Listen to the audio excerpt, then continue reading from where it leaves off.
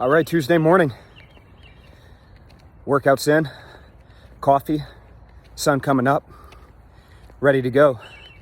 6 a.m. in Chicago, it's time to roll. Markets in the green, dollar in the red. Oil's up, gold's up. Inflation's still a concern. That's the story right now. Fed minutes coming out tomorrow. Action right now, look at that dollar. Euro dollar broke above 1 spot 22. Pound broke above 1 spot 42. Dollar yen broke below 109. So continuation of seeing this dollar get crushed. As a result, we're seeing gold rally up just shy of $1,900 an ounce. Oil just shy of $67 a barrel.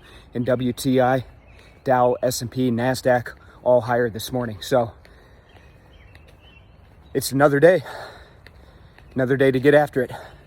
Let's get in there. Let's have a little bit of fun today. I'll check in with you folks again tomorrow.